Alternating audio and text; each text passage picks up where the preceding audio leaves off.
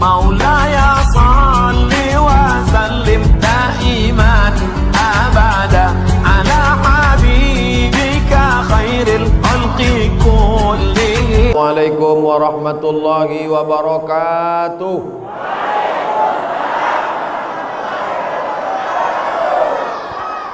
Bersyukur kepada Allah atas segala nikmat dan keberkahannya dengan ucapan Alhamdulillahi Rabbil Alamin. Berselawat kepada Nabi dengan ucapan Allahumma salli ala Sayyidina Muhammad wa ala alihi wa sahbihi wa barik wa salim. Mohon izin Kiai, mohon izin para bapak ibu majelis guru. Insya Allah semua yang hadir ini dimuliakan Allah Subhanahu wa ta'ala. Untuk almarhum Kiai Haji As'ad Al-Fatihah. A'udzubillahi minasyaitonirrajim. Bismillahirrahmanirrahim. Alhamdulillahirabbil alamin, arrahmanirrahim, maliki yaumiddin. Iyyaka na'budu wa iyyaka nasta'in. Ihdinas siratal mustaqim. Siratal ladzina an'amta 'alaihim ghairil maghdubi 'alaihim waladdallin. Amin. Kira-kira kalau ada undangan makan daging kambing, semua bisa datang tidak? Tak jelas jawabannya. Saya ulang sekali lagi. Kalau ada undangan makan daging kambing, semua bisa datang nggak? Ada yang bisa, ada yang tidak. Kenapa tidak bisa datang? Karena dia kena penyakit jantung koroner, kena penyakit kolesterol. Betul? Kalau ada undangan makan emping melinju, semua bisa datang tidak? Tidak semua bisa datang. Yang kena penyakit asam urat dia bilang, mohon maaf nggak datang, tolong kirim duitnya aja. Kalau ada undangan minum teh, minum kopi, nama acaranya coffee morning. Coffee kopi, morning pagi, coffee morning minum kopi waktu pagi. Tidak semua orang bisa datang karena takut penyakit gula, diabetes. Tapi kalau memuliakan Nabi Muhammad sallallahu alaihi wasallam, apakah semua bisa datang? Enggak juga. Yang ikut Abu Jahal, Abu Lahab enggak bisa datang. Tapi semua yang beriman kepada Allah, beriman kepada Rasulullah, maka dia pasti akan ada NU, ada Muhammadiyah, ada Al-Wasliyah, ada Persatuan Tarbiyah Islamiyah, ada Nahdlatul Watan, ada Al-Irsyad, ada Persis, macam-macam organisasi sosial kemasyarakatan. Tapi ada satu titik temu persamaan, sama-sama asyhadu an la ilaha illallah wa asyhadu anna Muhammadan. Maka maulid inilah titik temu kita. Makanya siang ini saya yakin dan percaya ini yang hadir ini semuanya umat Nabi Muhammad sallallahu alaihi wasallam. Macam-macam, ada laki-laki, ada perempuan, ada yang besar, ada yang kecil, ada yang gemuk, ada yang kurus. Wajah tak bisa saya lihat karena pakai masker. Ada yang lapar, ada yang udah makan. Yang udah makan siapa? Saya. Udah makan ikan haruan tadi. Tapi insya Allah semuanya akan mendapat syafaat Nabi Muhammad sallallahu alaihi wasallam. Dari mulai pertama saya datang sampai makan, foto-foto, adik-adik hadrah menyambut terus. Saya beberapa kali acara maulid, lama itu hadrah nggak berhenti-berhenti. Begitu saya sampai ke dalam masjid, ternyata flash disk, nggak ada orangnya. Jadi tadi saya mohon maaf Kiai sempat suuzon juga. Itu kok hadrahnya nggak berhenti-berhenti. Saya sangka tadi CD, ternyata asli manusia. Orang-orang soleh semuanya. Ngapain pakai pukul-pukul hadrah, pukul gendang ini?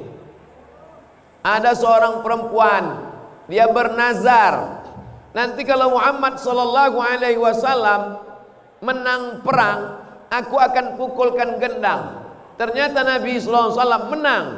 Dan ketika Nabi pulang dari perang itu, si perempuan itu datang, "Ya Rasulullah, aku bernazar, kalau kau menang, aku akan pukulkan gendang." Kata Nabi, "Pukullah." Itulah dalil memukulkan gendang ini hukumnya mubah, bukan murah. Dua, kata Nabi, "A'linu hazan nikah." Kalau nikah jangan diam-diam. Ini banyak nih bapak-bapak diam-diam biar supaya istri pertama nggak ketahuan. Kalau nikah jangan diam-diam. Iya kan, Bu? Iya kata mereka. Maksudnya kalau mau nikah kasih tahu sama mereka. Ahlinu hazan nikah waj'aluhu fil masajid. Buat akad nikah itu di afdol nikahnya di masjid. Tapi kalau akad nikah di masjid, bajunya sesuaikanlah dengan baju orang masjid. Ini akad nikahnya di masjid, bajunya baju diskotik. Rencana nikah tanggal 20, pergi ke tukang jahit tanggal 10, belum selesai, udah dipakai. Resletingnya belum dipasang. Mohon maaf pakai, saya keceplosan.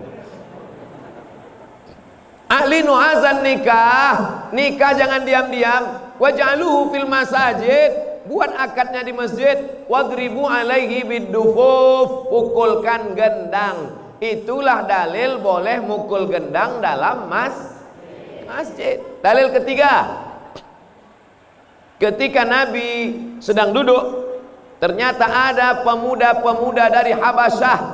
Habasyah itu Abyssinia. Sekarang negerinya bernama Ethiopia. Anak-anak muda Ethiopia sedang menari tarian tombak perang dalam Masjid Nabawi. Dan Nabi diam. Nabi diam itu menunjukkan setuju boleh menari tarian perang dalam masjid. Kalau tarian perang saja boleh, apalagi memukul gendang. Kenapa Ustaz sebutkan 3 dalil ini? Karena sekarang lagi tren orang nanya, mana dalilnya? Mana dalilnya? Padahal andai kita sebutkan pun dalilnya dia nggak paham juga. Menanya aja, mana dalilnya? Itu kan udah kusebutkan dalilnya. Waktu aku di pesantren As-Sa'adiyah Samarinda, sudah kusebutkan dalilnya. Aku belum nonton, ya kau tontonlah. Channelnya mana? Ustadz Abdul Somad Official. Jangan lupa subscribe. Yang belum subscribe, buka handphonenya. Udah? Buka YouTube. Udah? Tulis di situ Ustadz Abdul Somad Official. Enggak tuh buka-buka. Enggak bisa dibuka sini. Mungkin karena kita sedang rebut-rebutan, jadi YouTube-nya bingung. Aku mau pilih yang mana ya, katanya. Terlalu ramai. Tapi nanti di luar insya Allah. Ustadz Somad ini ngajak-ngajak subscriber. Dia mau ngambil duit dari penonton. Duitnya nanti bapak ibu yang nonton, duitnya itu habis untuk beli beras. Oh, ujung-ujungnya Ustadz cari beras juga. Beras untuk fakir miskin. Mudah-mudahan kita semuanya istiqomah. Apa yang kita lakukan hari ini, dari mulai langkah kaki kita sampai kedipan mata kita, sampai lidah kita, semuanya mesti mengikut Nabi Muhammad sallallahu alaihi wasallam. Betul? Benar? Setuju? Buktinya mana? Saya ulang sekali lagi. Langkah kaki, kedipan mata, lidah, tangan mesti mengikut Nabi Muhammad sallallahu alaihi wasallam. Betul? Benar? Setuju? Buktinya mana? Langkah kaki. Waktu langkah kaki masuk masjid tadi, kaki kanan apa kaki kiri? Yang dibaca mulut apa? Allahumma inni a'udzubika. Berarti jamaahnya masih sadar. Kalau jamaahnya udah error, pasti dia nyambung aja. Allahumma inni a'udzubika minal khubusi wal khaba'is. Langkahkan kaki kanan, baca doa. Allahumma barik lana. Allahumma ftah li abwaba rahmatik. Haus, ceramah kuat-kuat, suara menggeletar, menggelegar, haus. Boleh minum?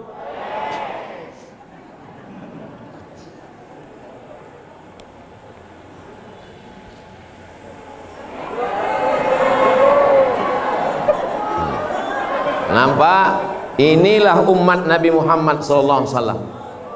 Dia langsung ribut. Kenapa? Karena Abdul Somad tidak ikut Nabi Muhammad SAW. Kalau ikut bagaimana? La yasrabanna ahadukum qa'iman. Jangan minum berdiri. Idza syariba ahadukum falyasrab biyaminih. Kalau minum pakai tangan kah? Tolong yang tadi rekamannya jangan sampai dipotong. Nanti buzer-buzer men-share Somad minum pakai tangan kiri sedang berdiri. Buzer itu bahasa Inggris, bahasa Arabnya syaiton. Tapi nanti jangan pas baca Quran dirubah. A'udzubillahi minal buzer. Kalau ada orang kerasukan setan, berarti itu diganggu buzer. Sampai mana tadi ceritanya? Langkah kaki ikut Nabi Muhammad, tangan kanan kiri ikut Nabi Muhammad SAW, mulut ikut Nabi Muhammad SAW, mata ikut Nabi. Mata lihat laki-laki. Ustadz dari tadi ngelihat perempuan terus. Saya udah tua, mata ini nggak begitu jelas. Ini saya ngelihat ke sana ini nggak bisa saya bedakan mana yang gadis, mana yang nenek-nenek.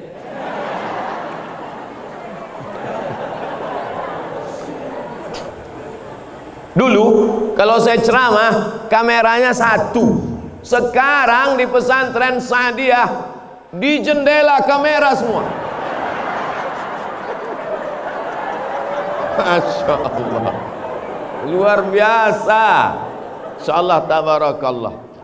Ini menunjukkan masyarakat santri yang hadir ini adalah orang yang kaya-kaya semua. Betul? Kalau memang betul kaya, keluarkan sumbangannya. Insya Allah. Semua yang hadir ini dapat syafaat Nabi Muhammad. Semua yang hadir ini masuk surga bersama Nabi Muhammad. Semua yang hadir ini matinya husnul khotimah. Kalau ada yang sakit-sakit segera disembuhkan. Kalau ada yang hatinya kotor, dia segera bertobat. Kalau tidak juga bertobat, cepat dia mati. Gak boleh doakan orang mati, doakan orang Mana yang lebih hebat? Profesor, doktor, insinyur, jenderal bintang 5 Fulan bin Fulan dengan Kiai Haji Sa'ad.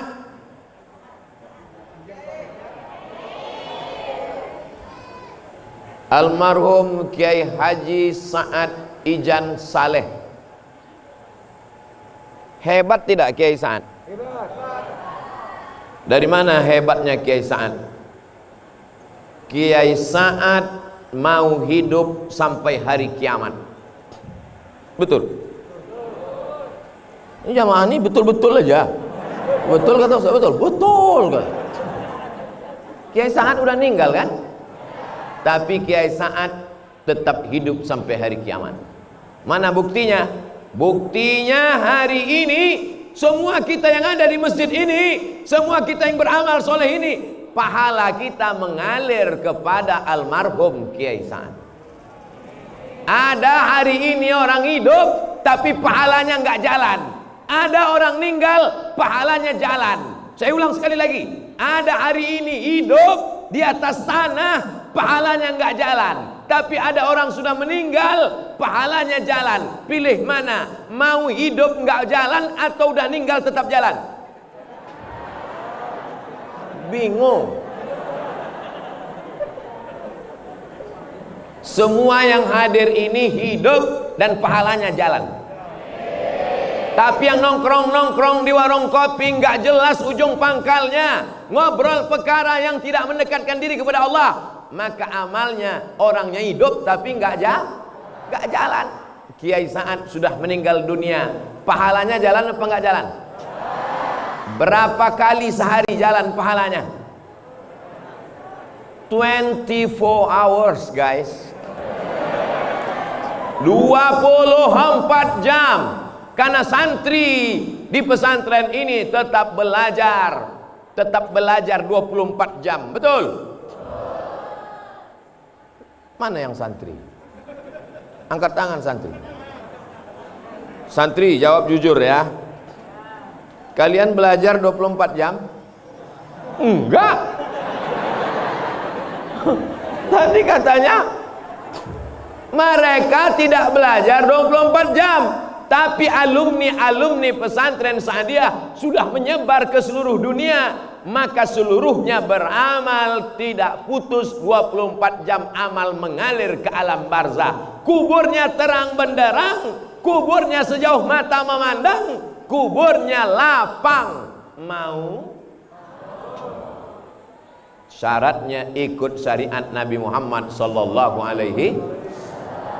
Ada orang kaya punya tanah sejauh mata memandang, mudah-mudahan bapak ibu lah orangnya, amin. Kebun sawitnya 1000 hektar, amin. Helikopternya 5, amin. Mati. Ada yang bisa dibawa mati? Ada. Kain kapan? Ada orang mati bawa helikopter? Ada orang mati bawa brondol? Ada orang mati bawa tanah? Enggak ada. Tapi Kiai Sa'ad cerdas. Dia wakafkan tanahnya, dia bangun masjid, dia bangun kelas, dia bangun asrama, dia meninggal dunia, mengalir pahalanya. Dan tanah yang sudah diwakafkan tidak bisa diwariskan, tidak bisa dijual, tidak bisa dihibahkan, karena dia sudah menjadi milik Allah.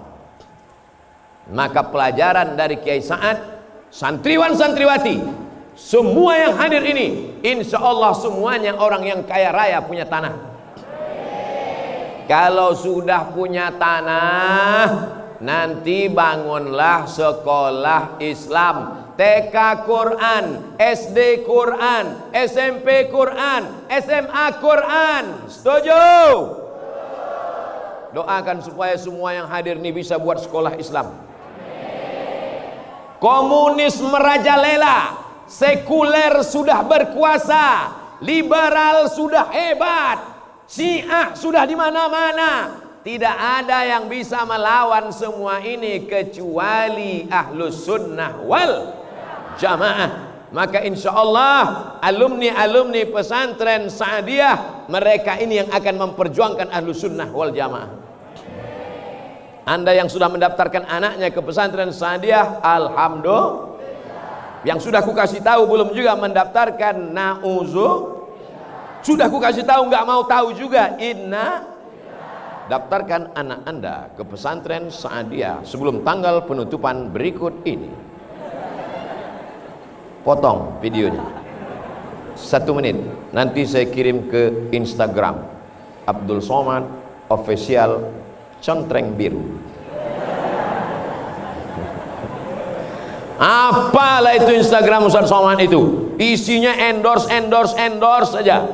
Endorse tanah wakaf, endorse pesantren, endorse kerupuk, endorse keripik, endorse tanah kuburan. Semua itu insya Allah akan menjadi amal amal somat. Orang Instagramnya punya somat kok amal soleh. Enak aja. Saya yang beramal kok soleh yang dapat. Mohon maaf Kiai, saya kok di pesantren Saadiah ini Masya Allah tabarakallah. Jadi yang pertama yang ingin saya sampaikan, kalau mau hidup 1000 tahun lamanya, mau panjang umur sampai hari kiamat, maka kita mesti berwakaf. Tapi bisa orang miskin berwakaf? Nggak bisa. Kenapa Kiai Sa'ad bisa berwakaf? Karena dia kaya. Kalau begitu orang Islam boleh nggak kaya? Wajib. Bukan boleh. Capek ikut ceramah Ustaz Somad ini. Dia bilang boleh, wajib. Umat Islam semuanya mesti kaya. Apakah orang yang kaya itu orang yang mobilnya harga 5 miliar pintunya 1? Enggak. Mobil paling mahal sekarang 5 miliar pintunya 1. Nanti 2021 ada lagi mobil enggak pakai pintu, melompat aja dari atas macam truk sawit. Orang yang kaya adalah yang hartanya itu tidak masuk ke dalam hatinya. Itulah yang dicontohkan Kiai Sa'ad. Ini tanah seluas ini kalau dia mau jual, berapa hektar semua Kiai? 6 hektar guys. Sekarang orang kapling-kapling tanah berapa banyak, datanglah jamaah ngadu ke saya, Ustaz Somad, ente kenapa sedih Pak Ustaz? Sedih kenapa? Ayah saya meninggal. Ya ayah orang meninggal semua. Kenapa kau sedih? Kubur bapak saya sudah diambil developer Pak Ustaz. Sudah dibuat rumah di atasnya Pak Ustaz. Saking kan orang semangatnya mengambil tanah. Bahkan satu tanah itu bisa pemiliknya 5. Surat tanah tumpang tindih. Tapi Kiai Sa'ad bisa 6 hektar tanah dipakainya untuk agama Allah. Hebat apa tidak? Semuanya siap mau seperti Kiai Sa'ad. Semuanya mau seperti Kiai Sa'ad. Semuanya siap seperti Kiai Sa'ad. Yang punya tanah 6 hektar angkat tangan.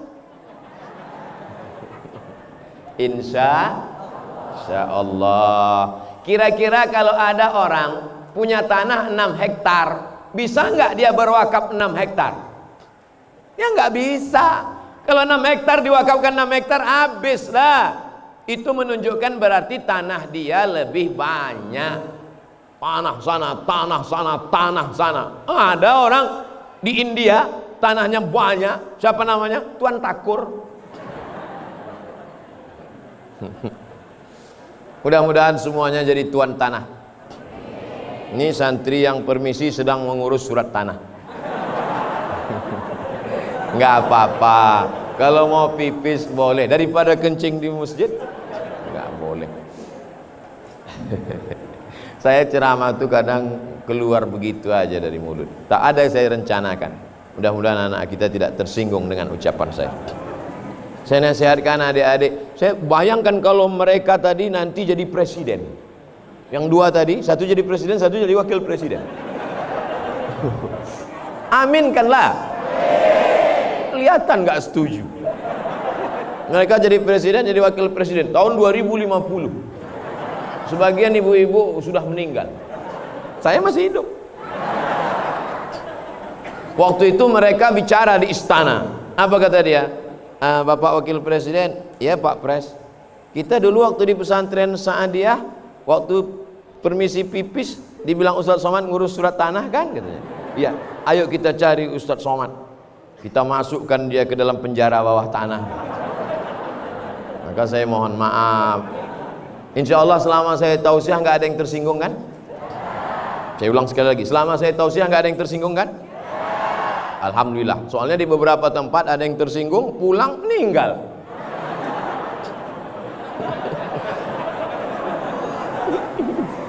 Hah? Saya diberi waktu 10 menit lagi. Maka ini saya mesti cepat-cepat ceramahnya nih. Maka oleh sebab itu daripada maka jangan kemesuhan masyarakat yang harus berwakaf kepada Allah Subhanahu wa taala, karena kita akan mati menghadap Allah. Karena tinggal 10 menit lagi. Yang pertama, kita mesti berniat kalau dapat rezeki kita mau berwakaf. Yang kedua, setelah orientasi kita wakaf, maka kita semangat cari rezeki. Ibu, kalau bapak nanti pulangnya sampai tengah malam, jangan marah, karena mereka mau cari rezeki untuk berwakaf. Udah pak, mereka udah izin. Kira-kira orang Islam kalau niatnya berwakaf makin semangat cari duit atau enggak? Makin semangat. Tapi semangat cari duit bukan untuk mobil baru, bukan untuk rumah baru, bukan untuk motor baru, bukan untuk sepatu baru, bukan untuk istri. Tapi semangatnya untuk berwakaf. Ada 3 poin yang mau saya sampaikan. Pertama, niat hidup mesti sebelum mati sempat berwakaf. Amin. Yang kedua, kita mesti kaya raya cari duit, tapi tujuannya bukan dunia, tapi untuk beramal untuk akhirat. Yang ketiga, kalau sanggup bangun masjid, bangun masjid.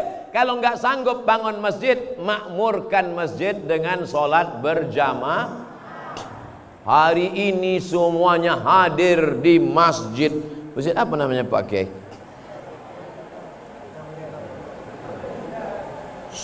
Semuanya hadir di masjid. Turun saya tadi langsung disambut oleh Paskas, pasukan amal soleh. Masuk ke dalam, disambut sama anak-anak muda pakai jaket biker Subuhan Samarinda. Keluar habis makan, sebelah kanan polisi, sebelah kiri tentara. Takbir. Bayangkan, semua yang mau pura-pura gila langsung waras. Lihat, semua yang hadir, polisi, tentara, biker Subuhan, Paskas, dan yang tak saya sebutkan nama kelompoknya, organisasinya, ormasnya, komunitasnya, satu persatu, tapi mereka tidak akan luput dari catatan malaikat. Betul? Nanti kalau pulang ada yang nanya, apa isi ceramah Ustadz Somad tadi?